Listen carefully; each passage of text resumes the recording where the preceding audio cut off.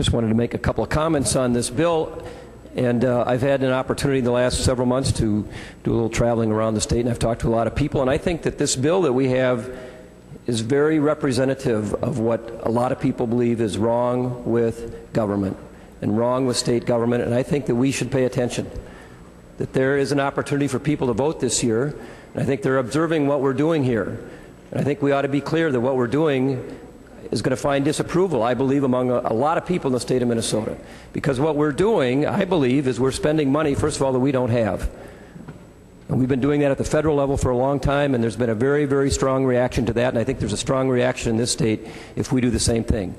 Senator Ortman pointed out, we have budgeted for a certain amount of spending to be done for bonding, and we're disregarding that, and we're going to spend more anyway. Even though we haven't addressed the $1.2 billion deficit that we know we have right now. We haven't dealt with that at all, and we're going to spend more money. And I think people around the state of Minnesota look at that and they say, what are you guys thinking? What are you doing? Why don't you deal with first things first? Solve the budget problem, then do the spending. But we're doing it the other way around. And I think, too, some of the comments that were made on this bill about, you know, we should pass the bill because there's some good projects in your district or good projects in your district, as if this is some kind of a goodie bag that we're going to hand out to members and say, well, let's vote for the bill so we can all take some goodies home to our district, regardless of whether they have real impact for the state or whether they are in the best interest of the state, people of the state of Minnesota. I think people look at that and they say, this isn't right. We've seen this happen at the federal level all the time. This is not what government is for. It's not to hand out goodies to certain members who have powerful influence in the process and that they get goodies and other people don't get goodies. This isn't how government works. I think people expect a bonding bill to be about things that are in the best interest of the state of Minnesota, and that's what we are all elected to do. Not represent our district parochially, but to represent the interests of the people of the state of Minnesota. I think people look at this and they say, what are you doing? And the third thing that we have heard a lot of talk about is how this is not a bonding bill, it's a jobs bill. And I would just respectfully disagree with that.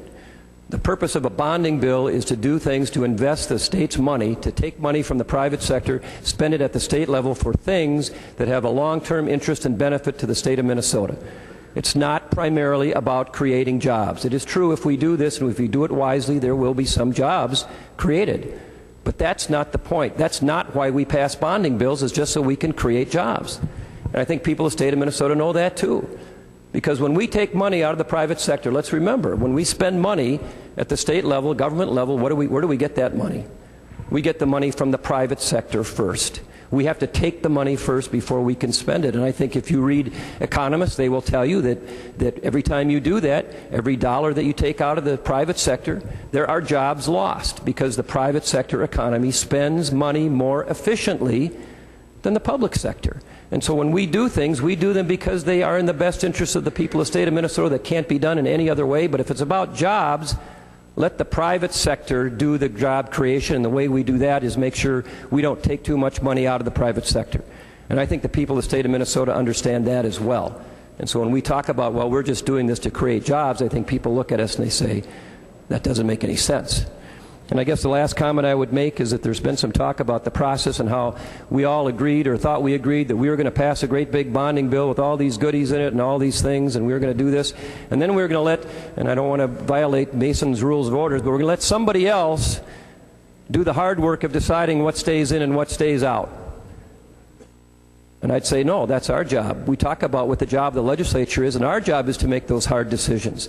But we're saying, no, we're going to pass all these things so we can satisfy all the people that we've made promises to, and then we'll let somebody else make the hard decision about what projects get cut so we can live within our budget. And then we're going to complain about that, some of us, when that gets done, because the things that got taken out weren't the right things or who knows what. But we ought to do that. That's our job. We ought to decide what our budget is, as Senator Ortman pointed out, create a bonding bill that's within that budget limit, and then we send that bill down to the other person to get that signed. So members, all I would say is we should not vote on this bill. I'm sorry that Senator Limmer's motion did not get approved. It needs to go back for further work, but if that's not going to happen, then we ought to vote no on this bill and start over again. Thank you.